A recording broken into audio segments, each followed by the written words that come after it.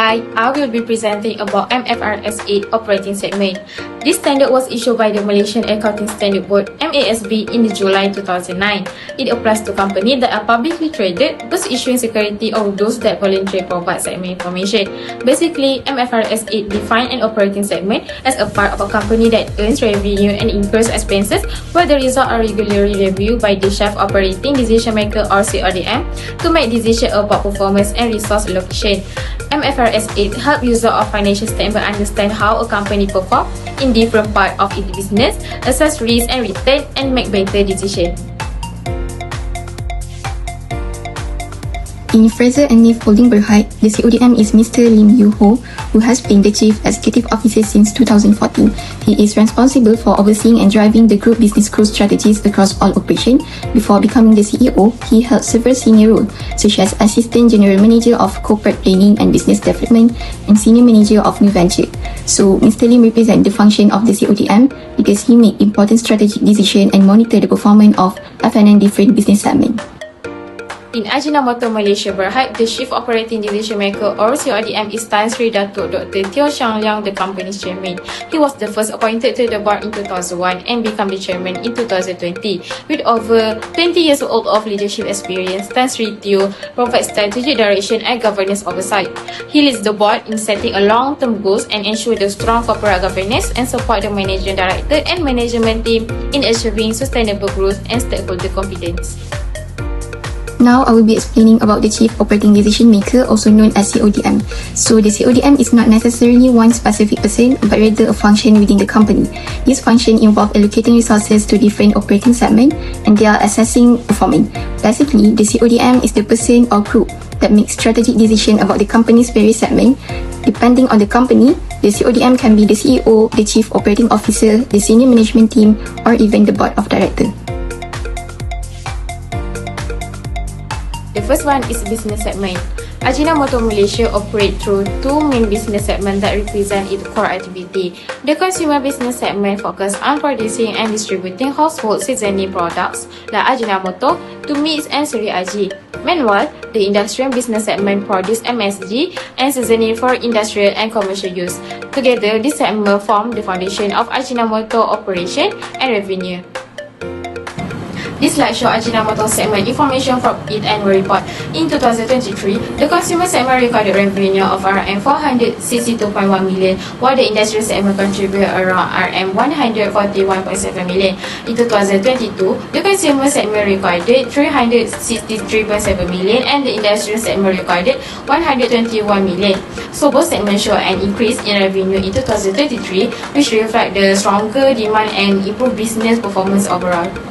Next, I will explain the geographical segment under MFRS 8.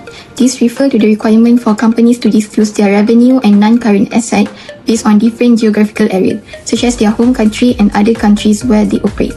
When identifying this segment, companies usually consider factors like the economic link between operations in different regions, differences in risk, such as political or environmental risk, and the location of customer and asset. All of these influence how financial results are reported. This disclosure is important because it helps users of financial statement understand how a company's performance and risk vary across regions. On this slide, we can see an example of FNN geographical segment reporting from their annual report. This report shows how FNN revenue and assets are distributed across different regions, such as Malaysia, Thailand, and other international markets. By presenting information this way, users can easily identify which region contribute most to the company's overall performance. It also allows investors to evaluate growth potential because they can see where the profits are coming from and how the company manage resources in each location.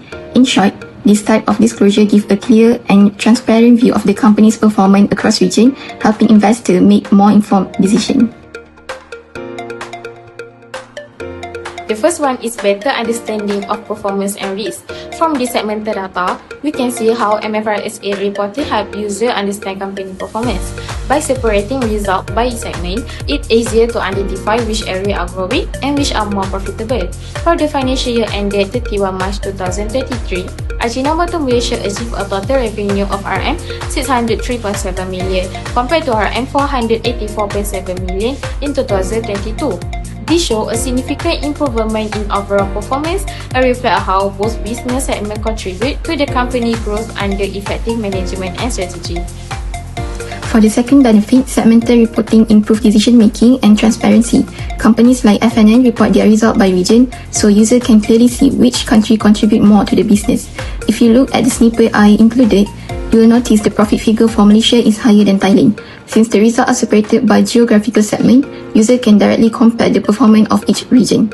This makes it easy to see that Malaysia is the stronger and more profitable market, while Thailand contributes less. With this information, investors can evaluate where the company should focus its resources and where the growth opportunities are. First, let's look at the definition. MFRS 134 refers to a financial report prepared for a period that is shorter than a full financial year. Next, it applies to entities whose debt or equity securities are publicly traded, meaning companies listed on the stock exchange or offering securities to the public. The purpose of this standard is to provide investors and other users with more timely and current information. It helps users to evaluate the entity's financial position, performance, and cash flow on a continual basis rather than waiting for the annual report. Now, for the presentation, the interim report can be presented in two ways. First, a complete set of financial statements as required under MFRS 101, or a condensed set of financial statements that include minimum component. The minimum component include is condensed statement of financial position, condensed statement of profit or loss and other comprehensive income, condensed statement of changes in equity, condensed statement of cash flows, and selected explanatory notes. Overall, MFRS 134 ensures that companies provide up-to-date and relevant financial information to stakeholders throughout the year.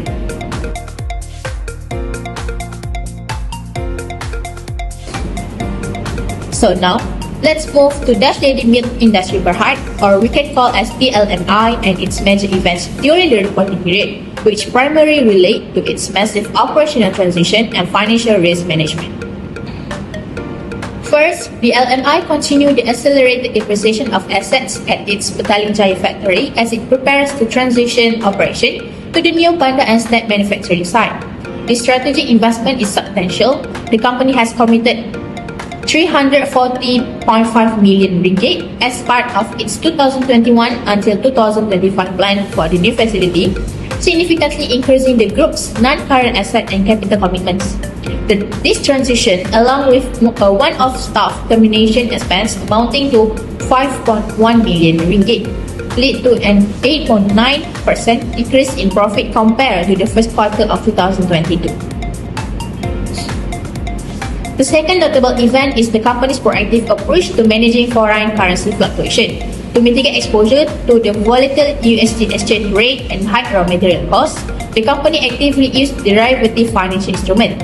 As of March 2023, this contract tracked derivative asset of 3.7 million ringgit and derivative liabilities of 1 million ringgit, a strategy implemented to help sustain the company's financial performance. These two major events, the costly but necessary factory transition and the strategic use of financial hedging, are crucial to understanding the changes in DLMI's financial position for the interim period. The first significant event happened on 4 November 2022. FNN Berhad, through its subsidiary Awana Citra Sendirian Berhad, completed the acquisition of Cocoland Holding Berhad for 489.2 million ringgit in cash. This acquisition made Cocoland a wholly owned subsidiary. As a result, FNN Berhad recognized goodwill of 401.3 million ringgit and a remeasurement gain of 89.3 million ringgit, which increased the group profit and total asset. Next, on 11 October 2022, FNN Berhad, 65% owned subsidiary Dagang Sejahtera Sdn Berhad, acquired Ladang Permai Damai Sdn Berhad for 215.6 million ringgit.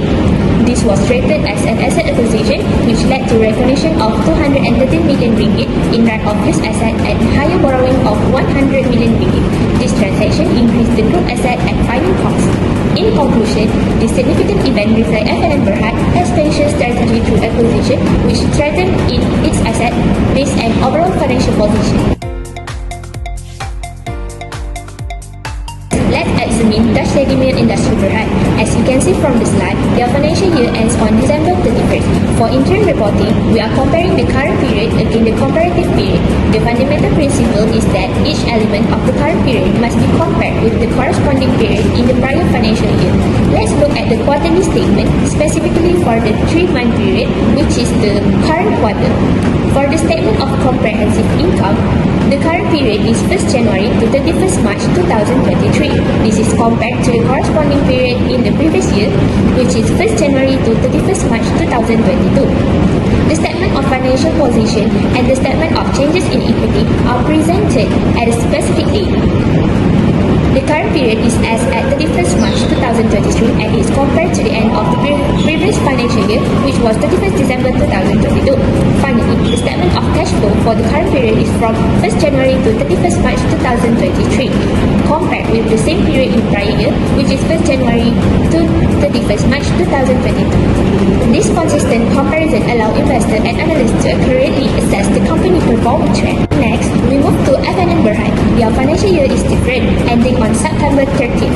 Although the financial year end differs, the concept of comparative period remains the same. Again, we are looking at the first quarter. For the statement of comprehensive income for the 3-month period, the current reporting period runs from 1st October to 31st December 2022. We compare this to the corresponding prior period, which was 1st October to 31st December 2021.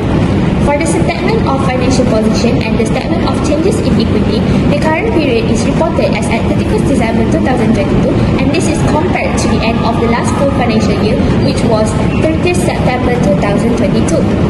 And for the statement of cash flow, the current period is 1st October to 31st December 2022, compared to the same period in the previous year, 1st October to 31st December 2021. This demonstrates that regardless of a company financial year end, the rules for presenting comparable interim financial statement are standardized to ensure transparency and consistency in reporting.